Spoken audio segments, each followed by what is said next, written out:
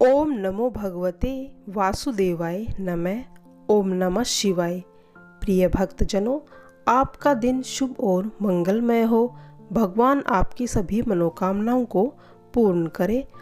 आज कार्तिक मास अध्याय का 26वां पाठ श्रवण करेंगे और उससे पहले करेंगे कार्तिक सन्नान की एक प्राचीन कथा। किसी गांव में एक बाट और एक जाट रहता था। दोनों में घनिष्ठ मित्रता थी। एक बार जाट अपनी बहन के घर जाने को तैयार हुआ तो भाट अपनी ससुराल जाने को तैयार हुआ। दोनों साथ चल पड़े तो रास्ते में रुककर एक कुएं की मुंडेर पर बैठ गए। जाट ने भाट से कहा कि नगर बसेरा कर लेते हैं। इस पर बाट बोला कि तू ही नगर बसेरा कर ले, मैं तो अपनी ससुराल जा रहा हूँ, जहाँ खूब खातिर होगी मेरी, तू कर ले नगर बसेरा। जाट वहीं कुएं के पास बैठ पानी की घंटी और चावल का दाना लेकर नगर बसेरा करने लगा। नगर बसेरा करने के साथ जाट कहने लगा कि नगर बसेरा जो करे सो मल मेवे पावे, ताता मांडा तापसी देगी मेरी माँ, माँ देगी माउसी देगी द्वारका का वास, मीठा मीठा घास वृंदावन का वास, 5 कूलड़ी छठी रास, मेरो जीवड़ो श्री कृष्ण जी के पास, डालू पानी हो जाए घी, झट से निकल जाए मेरा जी। यह सब कहकर वह जाट बहन के पास चल पड़ा। जाट की बहन ने भाई के आने पर उसकी खातिर की। घी बूरा के साथ भाई को जिमाया। दोनों ने बैठकर ढेर सारी बातें की। इधर बाट अपनी ससुराल पहुंचा तो वहां आग लगी हुई थी। आग बुझाने वह भी लग गया, जिसमें हाथ मुंह भी काले हो गए और खुद भी थोड़ा झुलस गया। ना रोटी ना पानी के लिए किसी ने पूछा। एक पड़ोसन आई तो उसने भाट की सास को कहा कि जमाई आया है, जरा उसकी आव भगत कर लो। बुढ़िया बोली कि सब कुछ तो जल गया, अब कहाँ से आव भगत करूं। तब पड़ोसन ने ही भाट को एक रोटी के साथ छाछ दे दी। उसने वही खाकर गुजारा किया। शाम को दोनों फिर घर की ओर चल पड़े और रास्ते में मिल गए और एक दूसरे का हाल पूछा। भाट बोला कि मेरी ससुराल में तो आग लगी हुई थी, आग बुझाते मैं खुद काला हो गया, ना रोटी मिली ना पानी। जाट बोला कि मेरी तो बहुत खातिर हुई। फिर बोला कि मैंने कहा था ना कि नगर बसेरा कर ले, अब कर ले। लेकिन भाट ने फिर मना कर दिया। कहने लगा कि तेरी मौसी है, पता नहीं रोटी देगी या ना, तेरी तो माँ है, दही की झूंझली चूरमा का पेड़ा धरा जाए। भाट ने फिर नगर बसेरा नहीं किया, जाट ने कर लिया। नगर बसेरा जो करे सो मल धोवे पाँव, ताता मांडा तापसी देगी मेरी माँ, माँ देगी माउसी देगी द्वारका वास, मीठा मीठा घास वृंदावन का वास, 5 कूलड़ी छठी रास, मेरा जीवड़ो श्री कृष्ण जी के पास, डालू पानी हो जाए घी, झट से निकल जाए मेरा जी। करने के बाद वह चल पड़ा। घर पहुँचते ही जाट की मौसी ने बहुत लाड प्यार किया। उधर बाट घर गया तो उसकी भैंस खो गई थी। बाप एक लाठी रखे तो दूसरी उठाए और कहने लगा कि ससुराल गया था तो आग लगा दी, अब यहाँ आया है तो भैंस खो दी।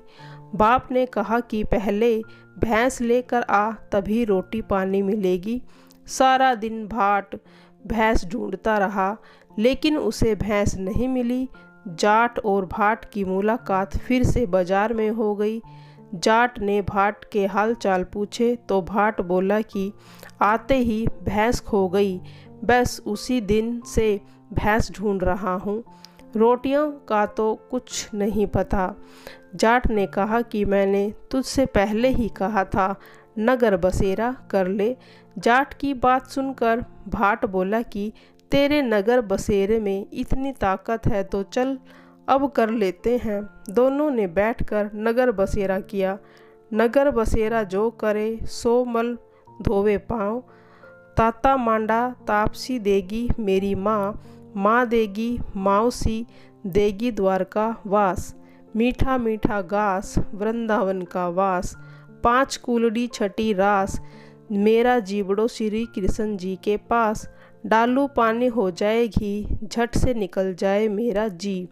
दोनों के नगर बसेरा करने पर जाट जैसे ही आगे बढ़ा तो उसकी खोई हुई भैंस मिल गई, जिसे लेकर घर पहुंचा। घर पहुंचते ही माँ ने कहा कि लड़के को आते ही घर से निकाल दिया, सारे दिन ये भूखा प्यासा भटक रहा है। यह कहकर उसकी माँ ने उसको खूब खिलाया पिलाया। इस घटना के बाद सारे नगर में ढिंढोरा पिटवाया गया कि कार्तिक में सब कोई अपने पीहर या ससुराल आते जाते हैं तो नगर बसेरा कर ले। जैसे बाट को नगर बसेरा करने का फल मिलता है, वैसे ही हर किसी को मिलता है। प्रिय भक्तजनों, अब सुनिए कार्तिक मास का 26वां अध्याय। नारद जी बोले, इस प्रकार विष्णु पार्षदों के वचन सुनकर धर्मदत्त ने कहा, प्राय सभी मनुष्य भक्तों का कष्ट दूर करने वाले श्री विष्णु जी की यज्ञ, दान, व्रत, तीर्थ सेवन तथा तपस्याओं के द्वारा विधि पूर्वक आराधना करते हैं।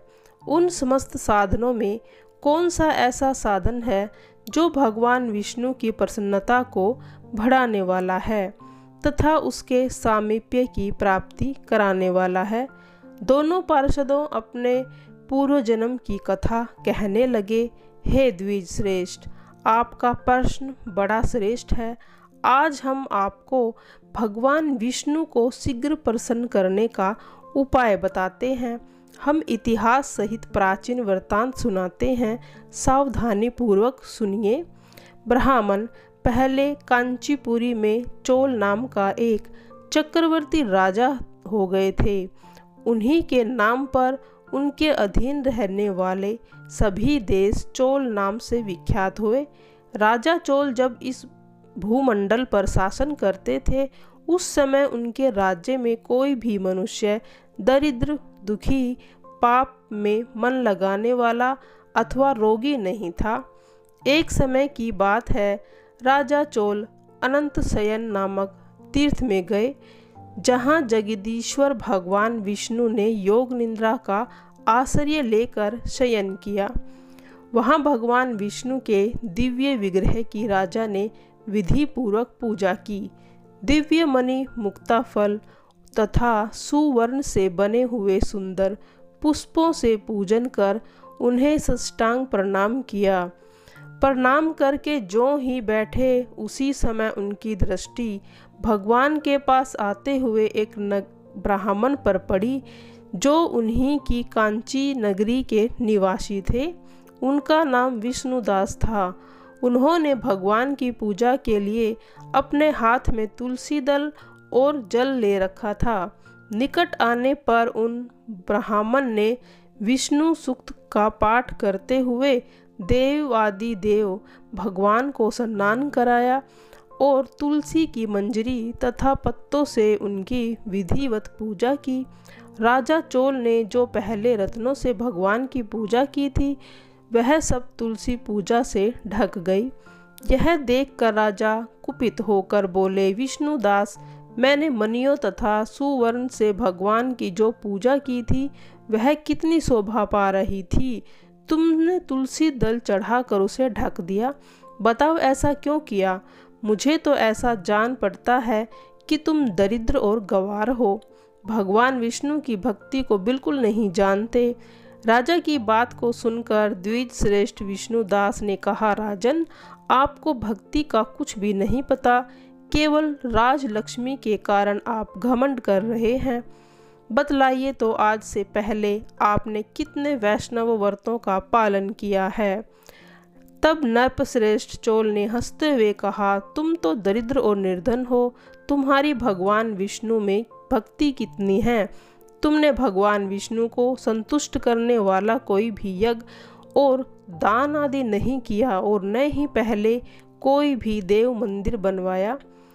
इतने पर भी तुम्हें अपनी भक्ति पर गर्व है। अच्छा, तो ये सभी ब्राह्मण मेरी बात सुन ले। भगवान विष्णु के दर्शन पहले मैं करता हूँ या ब्राह्मण, इस बात को आप सब देखें और फिर हम दोनों में से किसकी भक्ति है यह सब लोग ही जान लेंगे। ऐसा कहकर राजा अपने राजभवन को चले गए। वहाँ उन्हें महर्षि मुद्गल को आचार्य बनाकर वैष्णव यज्ञ आरंभ किया। उधर सदैव भगवान विष्णु को प्रसन्न करने वाले शास्त्रोक्त नियम के तत्पर विष्णुदास भी व्रत का पालन करते हुए वहीं भगवान विष्णु के मंदिर में बैठ गए।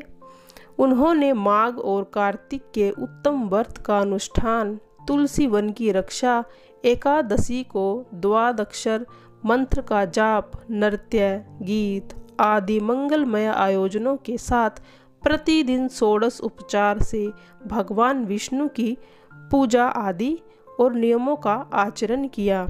वे प्रतिदिन चलते फिरते सोते हर समय भगवान विष्णु का स्मरण किया करते थे। उनकी दृष्टि सर्वत्र सम हो गई थी। वे सब प्राणियों के भीतर एकमात्र भगवान विष्णु को ही स्थित देखते थे। इस प्रकार राजा चोल और विष्णुदास दोनों ही भगवान लक्ष्मीपति की आराधना में लग्न थे। दोनों ही अपने अपने व्रत में स्थित रहते और दोनों की ही संपूर्ण इंद्रियों तथा समस्त कर्म भगवान विष्णु को समर्पित हो चुके थे। इस अवस्था में उन दोनों ने दीर्घकाल तक व्यतीत किया। प्रिय भक्तजनों, यहाँ पर आज 26वां अध्याय समाप्त होता है। कल की वीडियो में हम 27वां अध्याय लेकर आएंगे। प्रिय भक्तजनों, यदि आपने हमारे चैनल को सब्सक्राइब नहीं किया है तो प्लीज़ चैनल को सब्सक्राइब ज़रूर करिएगा और हमारी वीडियो को लाइक ज़रूर करिएगा। जय विष्णु जी भगवान तेरी सदा ही जय हो।